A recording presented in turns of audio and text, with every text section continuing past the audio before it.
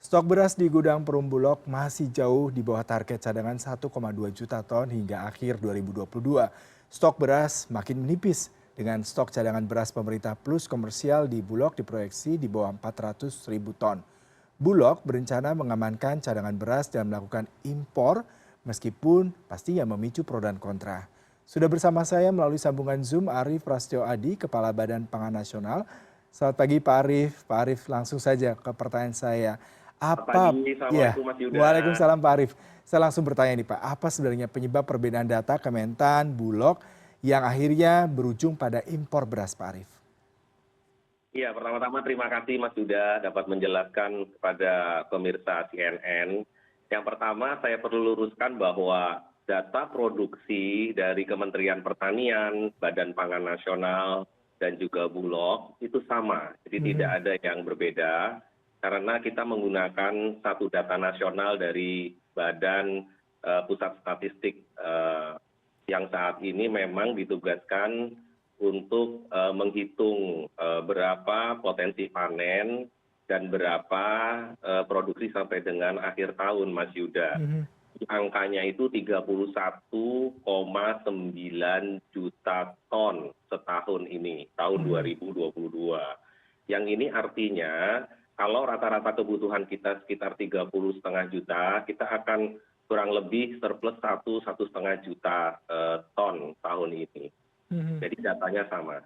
Iya. Kemudian yang satu lagi yang dimaksud oleh Pak Budi Waseso sebagai Direktur Utama Perumbulok, hari ini malah sudah turun lagi stoknya. Stoknya itu sekitar 569 ribu ton stok yang di Bulog. Yang seharusnya teman-teman di Bulog ini punya stok sekitar 1,2 juta ton, Mas Yuda. Mhm. Pak, kalau dengan stok yang 590-an ini berarti di bawah target sekitar 1,2 juta ton cadangan beras yang ada di Bulog, Pak. Lalu apakah memang langkah Bulog sendiri yang berencana untuk melakukan impor ini merupakan langkah yang tepat mengingat tadi ternyata data dari Bapak kemudian dari BPS sendiri sebenarnya kita surplus bahkan bisa mencapai 1,8 juta ton hingga akhir Desember nanti. Jadi dari rapat terakhir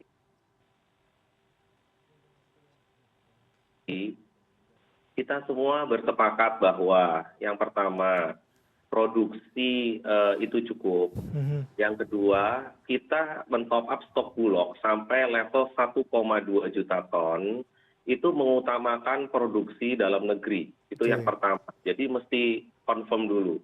Jadi mengutamakan penyerapan produksi dalam negeri.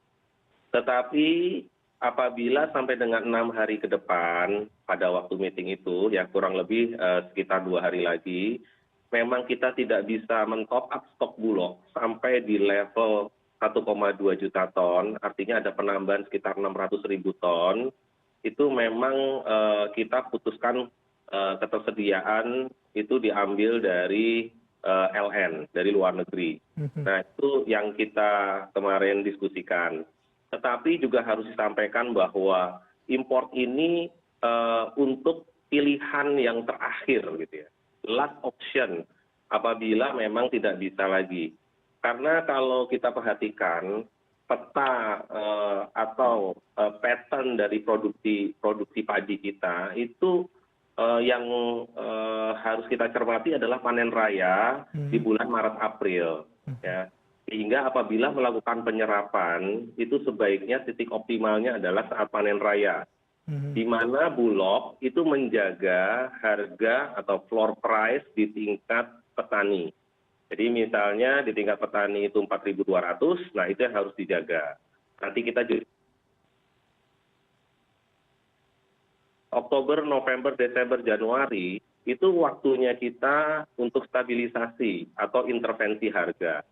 Sehingga memang tidak tepat apabila melakukan penyerapan di akhir tahun atau di masa paceklik sebenarnya. Mhm. Demikian Mas Yuda.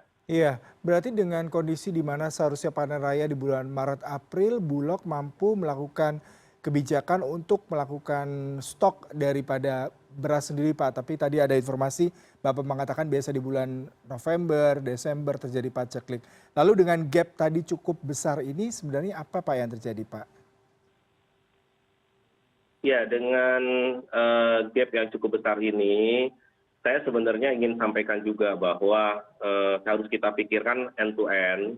Jadi bagaimana kita sebagai negara, terutama Bulog, dalam mencadangkan pangannya. Untuk serapan juga sampai hilirisasinya. Hmm. Memang ada sedikit kekhawatiran apabila Bulog itu menyerapnya terlalu besar, itu belum bisa mengeluarkan seperti zaman dulu, Mas Yuda. Hmm. Jadi dulu itu ada beberapa program, salah satunya itu Raskrin dan Rastra yang memang menggunakan beras Bulog. Sehingga beras Bulog yang diserap dari petani untuk menjaga harga di tingkat petani itu dapat disalurkan melalui program-program pemerintah. Tentunya Raskin dan Rastra atau beberapa kegiatan yang lain ya, yang bisa dilakukan oleh lembaga-lembaga atau kementerian lain yang memang sedang ada kegiatan. Ini akan sangat baik. Kemudian khusus untuk beras ini sendiri, memang sebaiknya turnover-nya juga ada.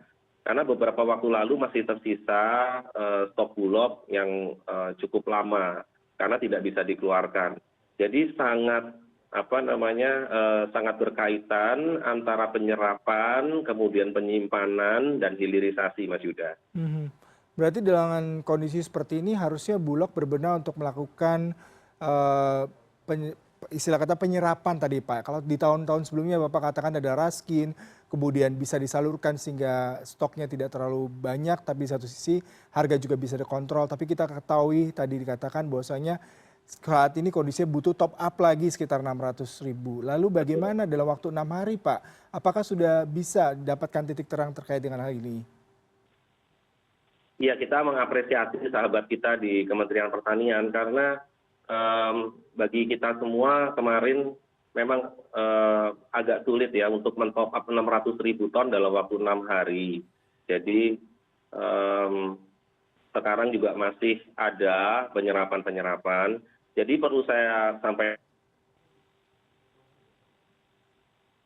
di KSA, kerangka sampel area, itu kalau bulan November dan Desember, produksi di November itu 2,2 juta, kemudian produksi di Desember itu sekitar 1 juta ton. Sehingga kalau kita akumulasi 3 juta ton, sedangkan kebutuhan nasional satu bulan rata-rata 2,5 sampai 2,6. Jadi kalau 2 bulan ini produksi dibandingkan dengan penggunaan atau konsumsi itu selisihnya sekitar 2 juta ton. Nah, tapi kan kita juga punya stok ya, maksudnya bekas panen-panen sebelumnya. Hanya masalahnya stok ini tidak dikuasai oleh negara yang banyak. Negara ini hanya menguasai sekitar 569.000 ton hari ini. Jadi terus menurun dari mulai 800, 700, 600 kemarin terakhir 569.000 ton. Artinya untuk amannya sebuah negara, karena kita ini kan mudah-mudahan tidak terjadi ya gempa seperti di Cianjur, kemudian di Chester, banjir di Banyuwangi, banyak hal-hal yang di luar ini. Jadi untuk men-top up stok Bulog ini tidak ada kaitannya sebenarnya dengan produktivitas nasional.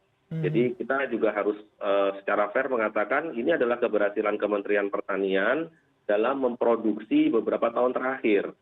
Sehingga yang kosong ini adalah, yang kurang ini adalah stok yang di Bulog. Demikian Mas Yuda. Iya, Pak Aris tadi Anda katakan 590.000 lebih itu dikuasai oleh negara, tapi sisanya dengan kebutuhan mencapai 2 juta, bahkan yang masih ada gap di sini ya Pak. Lalu yang menarik adalah ketika memang kondisi pangan kita sangat dipengaruhi harga beras di pasaran, mengingat tadi stoknya tidak banyak. Kita tahu inflasi salah satunya dipengaruhi oleh harga beras. Kemarin di bulan Oktober bahkan mencapai 0,21% itu sumbangan dari beras sendiri.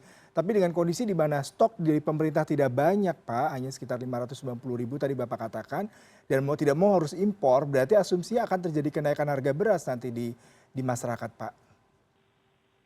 Justru terbalik, hari ini tuh petani sedang menikmati harga yang baik.